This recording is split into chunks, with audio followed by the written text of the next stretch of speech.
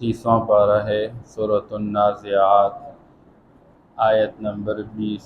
اعوذ باللہ من الشیطان الرجیم، بسم اللہ الرحمن الرحیم۔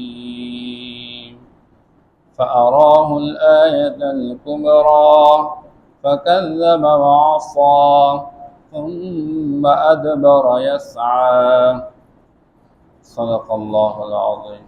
اللہ نے تسلی کے طور پر حضرت موسیٰ علیہ السلام کا واقعہ بیان فرمایا۔ ایک طرف حضور پاک صلی اللہ تعالی علیہ وسلم کے لیے تسلی ہو کہ یہ صرف آپ کے ساتھ ایسا نہیں ہو رہا، آپ سے پہلے بھی انبیاء علیہ السلام دنیا کے اندر تشریف لائے، جیسے حضرت موسیٰ علیہ السلام تشریف لائے اور فرعون نے ان کو جھٹلایا۔ دوسری طرف تنبیہ ہے ان کفار اور مشرکین کے لیے جو کہ اپنے تکذیب سے باز نہیں آ رہے تھے، کہ اگر تم لوگ اپنی اسی عادت پر چلتے رہو گے اور ہمارے پیغمبر کو جھٹلاتے رہو گے تو تمہارا بھی وہی انجام ہوگا جو فرعون کا ہو گیا۔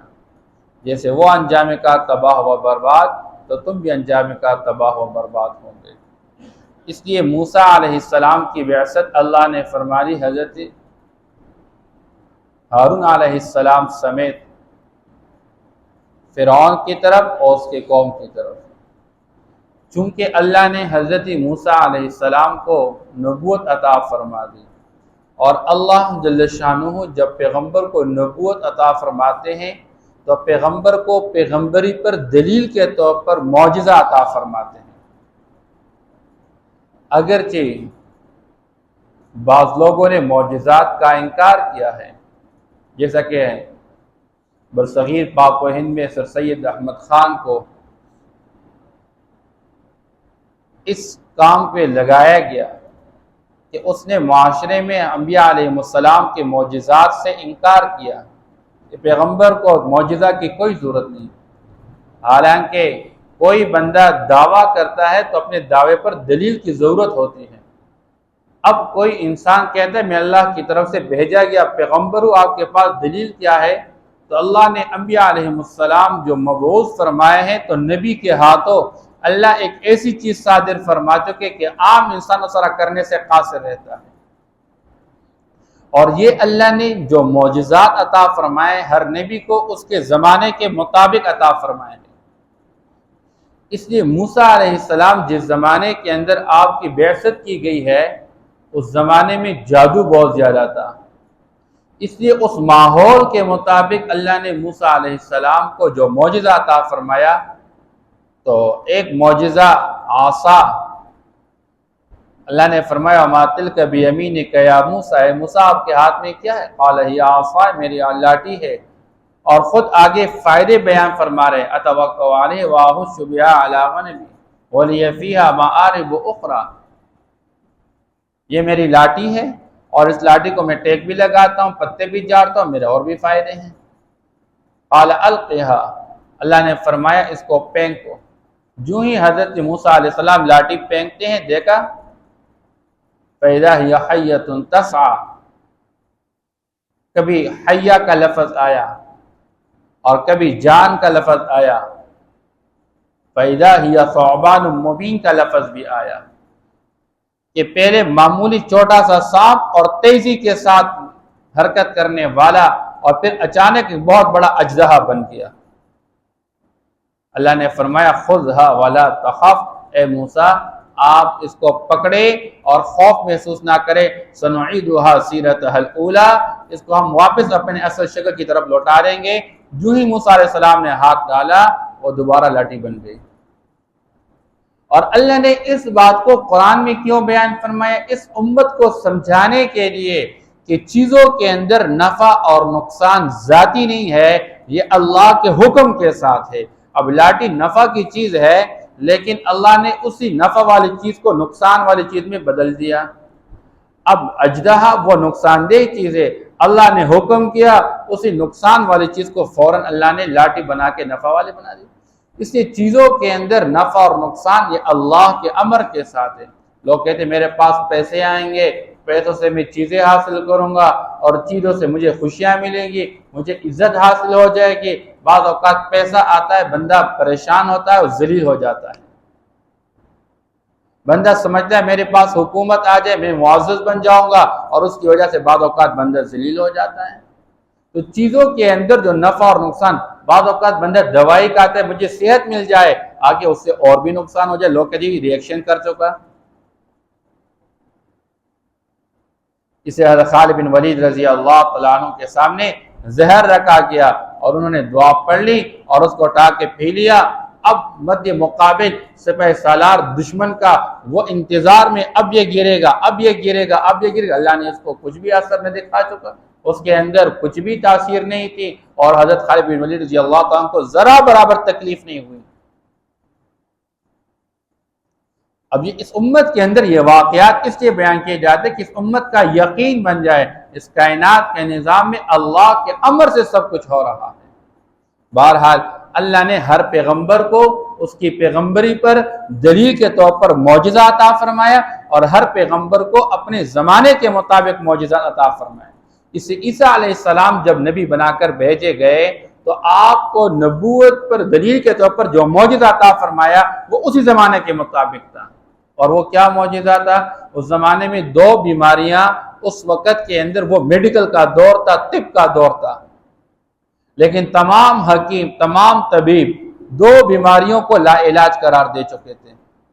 ایک مدرزاد نابینا جو پیدا ہو جاتا، لوگ کہتے یہ لا علاج بیماری، طبیب اس کا علاج نہ کر سکا۔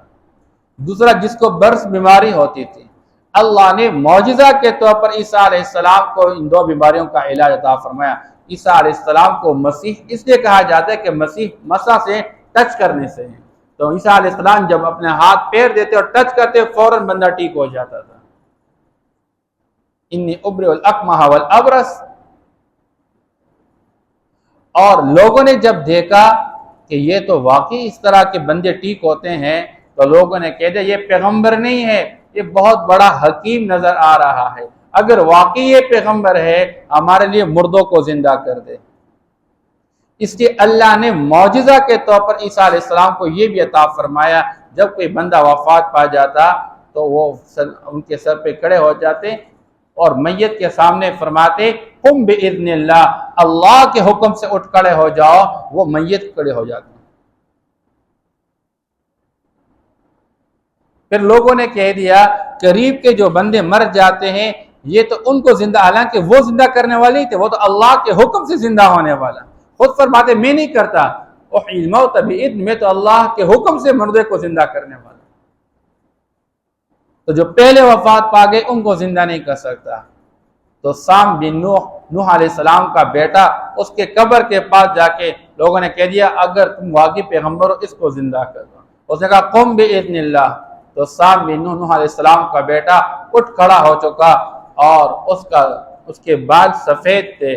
نوح علیہ السلام نے پوچھا ہمیں تو یہ خبر ملی ہے کہ نوح علیہ السلام کے زمانے تک انسانوں کے بال سفید نہیں ہوتے تھے، آپ کے بال سفید کیوں ہیں؟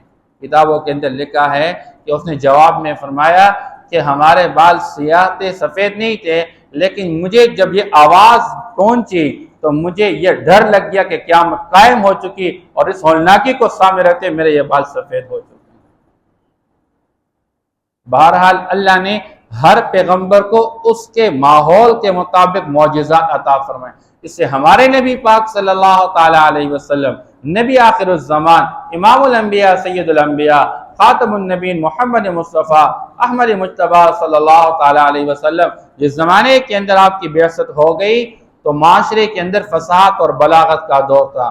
لوگ عربی کلام بناتے تھے اور بیت اللہ کے پاس لٹکاتے تھے اور چیلنج دیتے تھے کہ اس طرح کوئی کلام بنا سکتا تو لے آئے، اس سے اچھا کلام کوئی لے آتا تو پیچھے والا ہٹا دیتے۔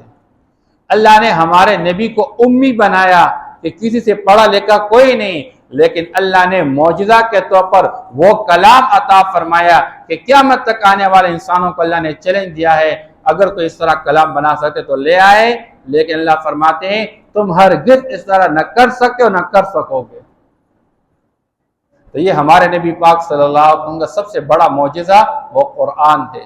بہرحال یہ اس امت کی عظمت ہے کہ اللہ نے اس امت کے پیغمبر کو جو معجزہ عطا فرمایا وہ علمی معجزہ عطا فرمایا۔ اس امت کو اللہ نے علم کے ساتھ جوڑا ہوا ہے، اور یہ امت جب علم سے کٹ جائے گی اور جہالت کے اندھیروں میں ڈوب جائے گی، تباہ ہو جائے گی۔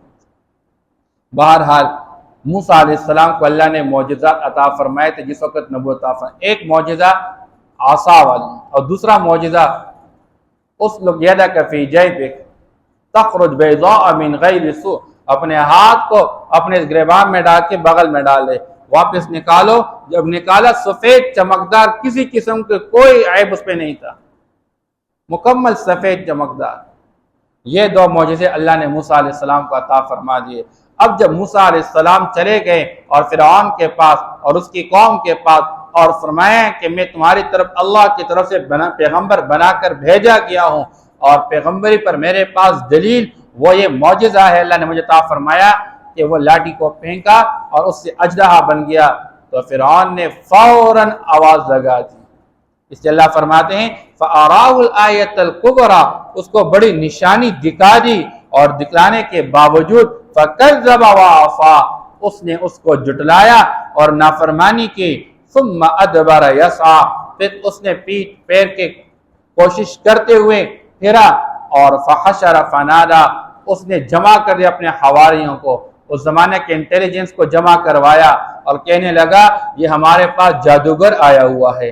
اب لوگوں کے ذہن میں کیا بات ڈال دی؟ جی یہ تمہاری زمینوں پہ قبضہ کرنا چاہتا ہے، یہ تمہاری حکومت پہ قبضہ کرنا چاہتا ہے، یہ ہمارے ہاں آ کے تم پر غالب آنا چاہتا ہے، کل یہ جو چاہے گا تم وہ کرو گے، یہ ہم برداشت نہیں کر سکتے۔ اب جہاں کوئی بندہ پیدا ہو چکا، جہاں پلا بڑا اور وہاں پہ اپنی زندگی گزاری ہے، اور وہاں پر باہر کا بندہ آ کے کون برداشت کر سکتا کہ یہ ہمارے اوپر حکومت کر لے، یہ ہمارے اوپر سرداری کر لے، اس کو بڑائی حاصل ہو۔ اس لیے فرعون نے لوگوں کا ذہن یہ بنا دیا، اور کہنے لگا کہ یہ اصل میں جادوگر ہے، ہم اس کا مقابلہ کریں گے جادوگروں کے ذریعے۔ اس سے اس نے حاشرین کو جمع کر دیا، فَأَرْسَلَ فِي الْمَدَائِنِ حاشرین، اس نے شہروں کے اندر بندے بھیج دیے، جہاں انٹیلیجنس والے کو بھیج دیا، جہاں جہاں جادوگر ہے سب کو اٹھا کے لے آؤ۔ لہذا ان کا مقابلے کے لیے دن متعین کیا گیا، وہ جادوگر بھی آ گئے، موسیٰ علیہ السلام بھی تشریف لائے۔ اب بتاؤ بھائی، جادوگر نے کہا، فرعون سے کہا بتاؤ تو صحیح، اگر ہم جیتیں گے ہمیں انعام کیا ملے گا؟ کہنے لگا انعام تمہیں کیا ملے گا؟ میں تمہیں اپنے مشیروں میں داخل کروں گا، میرے سب سے زیادہ قریب لوگ بن جاؤ گے، کیونکہ مشیر جتنا فائدہ اپنے بڑے سے حاصل کرتا ہے اتنا کوئی حاصل نہیں کرتا۔ بہرحال اس نے کہا کہ تم سب میرے مقرب بن جاؤ گے، میرے قریب بن جاؤ گے۔ اب جب موسیٰ علیہ السلام مد مقابل جادوگر کھڑے ہیں تو انہوں نے کہا جی پہلے آپ ڈال دیجیے، جی پہلے آپ ڈال دیجیے۔ بہرحال پہلے انہوں نے اپنے کرتب دکھا دی، ان کے پاس رسیاں تھیں، انہوں نے پینگ ڈالے، نظر بندی تھی، لوگوں کو محسوس ہونے لگا کہ یہ کچھ سانپ ہے اور یہ چل رہے ہیں۔ جو ہی موسیٰ علیہ السلام نے اپنی لاٹھی پینگ کی، وہ اژدہا بن گیا، اور سارے وہ جو سامنے چیزیں وہ اس اژدہا نے نگل دیے۔ چونکہ جادوگروں نے دیکھا کہ واقعی یہ جادو نہیں ہے، یہ ایک حقیقت ہے، فوراً کہنے لگے ہم موسیٰ کے رب پر ایمان لے آئے۔ فرعون نے کہا اچھا یہ تو انہوں نے ہمارے ساتھ اور بھی مذاق کر دیا، یہ ان کا بڑا استاد، یہ ان کے شاگرد ہے، اور یہ ہمارے سامنے نخرے کر رہے ہیں۔ پہلے استاد ہمارے پاس آیا تھا، اب شاگرد آ کے اور ہمارے ساتھ انہوں نے اس طرح کے کرتب دکھا دیے، اب ہمارے لوگوں کو پنسا رہے ہیں۔ اس نے کہا میں تمہیں چھوڑوں گا نہیں، تمہارے ہاتھ اور پاؤں کاٹ ڈالوں گا۔ قرآن نے اس کا تذکرہ کیا ہوا ہے۔ انہوں نے کہا تم نے جو کرنا ہے۔ فرعون نے کہہ دیا میں تمہارا سب سے بڑا رب ہوں اور تم میری اجازت کے بغیر اس پر ایمان لے۔ انہوں نے کہا تم نے جو بھی کرنا ہے ہم ایمان لے آئے ہیں، ہم اس سے پھرنے والے نہیں ہیں۔ علماء نے لکھا ہے، مفسرین نے لکھا ہے کہ اس وقت جو جادوگر تھے وہ موسیٰ علیہ السلام کے ظاہر کی طرح اپنے ظاہر بنا چکے تھے، اللہ نے ظاہر کی بنیاد پر ان کا باطن بھی بنا دیا۔ اس لیے علماء فرماتے ہیں کہ ایک بندہ اگر نیک اور صالح بننا چاہتے وہ کم از کم اپنا ظاہری حال نیک لوگوں کی طرح بنا دے۔ ظاہر بندہ اس کا مکلف ہے اور اندر کے بنانے والے اللہ ہے، وہ اللہ بنا دیں گے۔ لیکن آج ہمارے معاشرے کے اندر ہم کہتے ہیں بھائی اس طرح کے لائف سٹائل جو معاشرے کو قبول نہیں ہے، ہمارے لیے بہت مشکل ہے، ہم کس طرح اس طرح کی زندگی گزاریں گے۔ بہرحال تو اللہ جل شانہ نے یہاں جو تذکرہ کیا ہے فَكَذَّبَ وَعَصَىٰ ثُمَّ أَدْبَرَ يَسْعَىٰ فَحَشَرَ فَنَادَىٰ، اس نے فحشر جمع کر دیا اپنے حواریین کو، فنادا اور آواز لگا دی، انا ربکم الاعلی، اے لوگو سنو، یہ موسیٰ تمہیں جس رب کی دعوت دے رہا ہے وہ تمہارا رب نہیں، رب تمہارا میں ہوں، میں تمہارا سب سے بڑھ کر رب ہوں، انا ربکم الاعلی۔ اور اللہ جل شانہ نے اس دعوے کی بنیاد پر انجام کار ایسا پکڑ لیا، اللہ فرماتے ہیں فَأَخَذَهُ اللَّهُ نَكَالَ الْآخِرَةِ وَالْأُولَى، اللہ نے اس کو عذاب میں پکڑا، دنیا کے عذاب میں بھی، آخرت کے عذاب میں، اور دنیا کے عذاب کو اللہ نے لوگوں کے سامنے دکھا دیا۔ اللہ نے حضور پاک حضرت موسیٰ علیہ السلام کو فرمایا بنی اسرائیل کو ساتھ لے کر چلو، اور جب فرعونیوں کو پتہ چلا انہوں نے لشکر ساتھ لے کے 6 لاکھ کی لشکر ساتھ ہے پیچھے چل پڑے، آگے دریا اور پیچھے فرعون۔ موسیٰ علیہ السلام کو بنی اسرائیل کہنے لگے اِنَّا لَمُدْرَكُونَ، ہم تو پکڑے گئے، ہمیں تو انہوں نے پا لیا، آگے دریا جا نہیں سکتے، پیچھے فرعون اور اس کی لشکر میں ماریں گے۔ موسیٰ علیہ السلام نے فرمایا کبھی ایسا نہیں ہوگا، اِنَّ مَعِيَ رَبِّي، میرے ساتھ میرا رب ہے، کیونکہ موسیٰ علیہ السلام کامل یقین والے تھے۔ اب حضور پاک صلی اللہ علیہ وسلم کے ساتھ ابوبکر صدیق رضی اللہ تعالیٰ عنہ ہے، اور یہاں پہ غار کے اندر پریشانی آ رہی ہے، اگر کافر آ گئے اور نیچے دیکھ چکے ہمیں دیکھ پائیں گے، لیکن آپ صلی اللہ علیہ وسلم نے فرمایا ہمارے ساتھ ہمارا رب ہے۔ آپ صلی اللہ علیہ وسلم نے امتی کو ساتھ ملا کے بیان فرمایا۔ موسیٰ علیہ السلام نے فرمایا میرے ساتھ میرا رب ہے، میرے رب کی مدد اور نصرت ہے۔ اللہ نے حکم دیا اے موسیٰ اپنی لاٹھی اس دریا کے اپنی لاٹھی سے مارو، اور جو ہی دریا کو لاٹھی سے مارا اللہ پاک نے اس میں راستے بنا دیے۔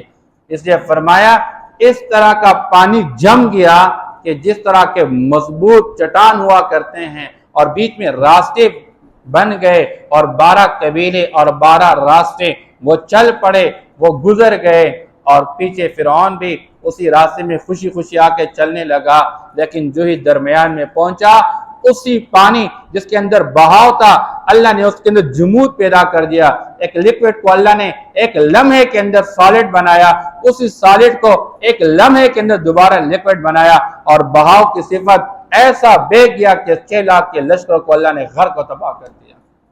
اور جس وقت فرعون بالکل آخری لمحے میں آ رہا تھا، اس نے کہا نہیں نہیں بس میں اب ایمان لیا موسیٰ کے رب پر، آن اللہ کو رب، اچھا اب تو تمہارے موت کے آثار ظاہر ہو چکے ہیں، اب تو عذاب میں پکڑا گیا ہے، اب تمہارے اس توبے کی کوئی قبولیت نہیں ہے۔ اس سے اللہ جل شانہ نے اس کو لوگوں کے لیے عبرت کا نشان، تو اللہ نے دنیا کے عذاب میں بھی پکڑا، اور آخرت کے عذاب اللہ ان کو دیں گے، اور صبح شام ان کو پیش کیا جاتے عذاب پہ۔ بہرحال اللہ سمجھانا چاہتے ہیں اے کفار مشرکین مکہ، تم سے بڑھ کر ایک فرعون موسیٰ علیہ السلام کے مقابلے میں آیا، انجام کار وہ عاجز بن گیا، اللہ نے اس کو تباہ و برباد کر دیا۔ تم باز آ جو اپنے اس تکذیب سے پیغمبر کو جھٹلانے سے، ورنہ تم بھی اس طرح تباہ و برباد کیے جاؤ گے جس طرح ان کو اللہ نے تباہ و برباد کر دیا۔ لیکن اللہ فرماتے ہیں ان فی ذلک لعبرۃ لمن یخشی، اس واقعے کو بیان کرنے میں عبرت صرف اس شخص کے لیے ہے جو دل میں خوف رکھتا ہے، ڈر رکھتا ہے، اور جس بندے کے دل میں اللہ کا خوف نہیں، ڈر نہیں ہے، وہ اپنے آپ کو بڑا سمجھتا ہے، متکبر بن کے فرعون کی طرح، اور وہ بڑائی کے دعوے کرنے والا ہے، وہ اس عبرت کی باتوں کو سن کر کہتا ہے اساطیر الاولین، یہ پچھلے لوگوں کی قصے کہانیاں ہیں، اس کی کوئی حقیقت نہیں ہے، وہ اس کو مذاق سمجھتا ہے۔ اس لیے فرمایا جس دل کے اندر خوف ہوگا اللہ اس واقعے سے اس کو عبرت نصیب فرمائیں گے، اللہ اس کو راہ راست پر لائیں گے، اور جن لوگوں کے دلوں میں خوف تھا اللہ نے ان کو ایمان سے نوازا۔ فَأَرَاهُ الْآيَةَ الْكُبْرَى، بس موسیٰ علیہ السلام نے اس کو بڑی نشانی دکھا دی۔ فَكَذَّبَ وَعَصَىٰ، بس اس نے جھٹلایا اور نافرمانی کی۔ ثم ادبر یسعی، پھر کوشش کرتے ہوئے پیٹ پھیر کے پھرا، فحشر فنادی، بس اس نے جمع کر لیا اپنے حواریوں کو اور آواز لگا دی، فقال انا ربکم الاعلی، بس فرعون نے کہا میں تمہارا سب سے بڑھ کر رب ہوں، فأخذه الله نكال الآخرة والأولى، بس اللہ نے اس کو آخرت اور دنیا کے عذاب میں پکڑ لیا، ان فی ذلک لعبرۃ لمن یخشی، یقیناً اس میں عبرت ہے اس شخص کے لیے جو دل میں خوف اور ڈر رکھتا ہو۔ صدق اللہ العظیم۔